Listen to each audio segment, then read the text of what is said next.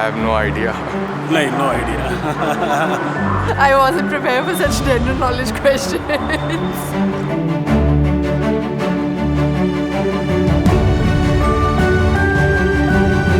Really? Oh, I'm shocked.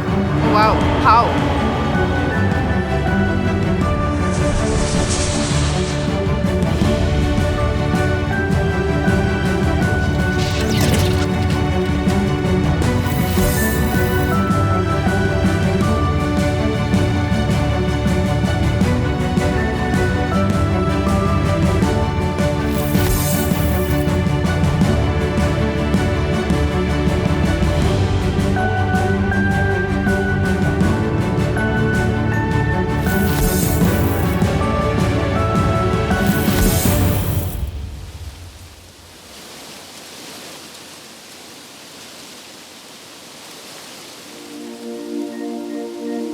कुछ साल पहले रीवा की बंजर पथरीली भूमि के कारण यहाँ कोई भी काम करना मुश्किल था।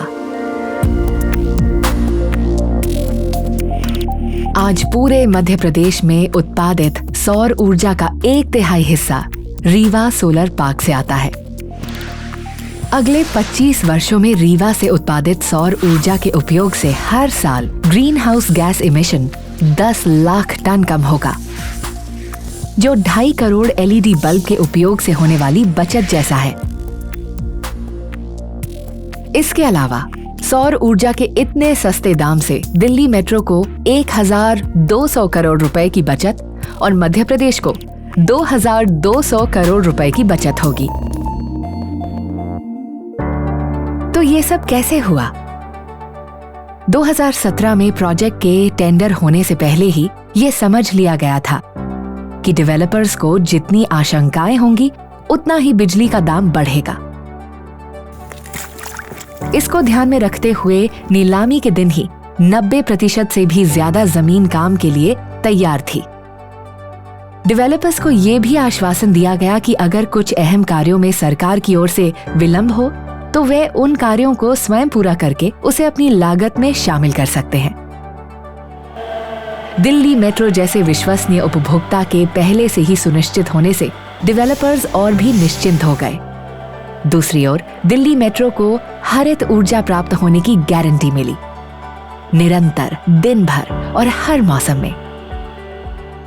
अब भारत में पहली बार मेट्रो की पूरी ट्रेन सोलर पावर से चलने वाली थी।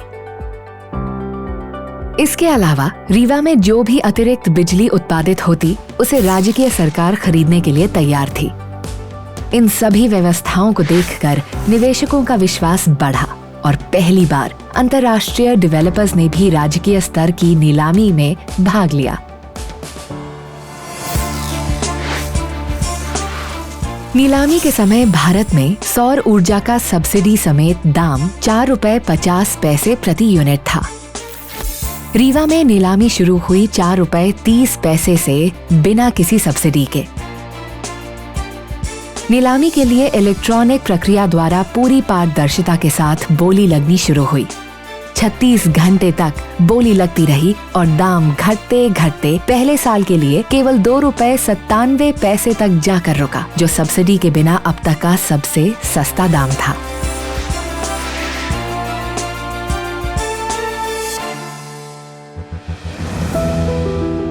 ये प्रोजेक्ट अपने परिवेश की संभाल भी करता है। निर्माण कार्य के दौरान ये ध्यान रखा गया कि सोलर पार्क के बीच बहने वाली नदी का जल नीचे के ग्रामीण क्षेत्रों तक पहुंचता रहे और डेवलपर्स के सौजन्य से समुदाय को नई सुविधाएं मिली, जैसे पानी का ATM और विद्यालय की मरम्मत।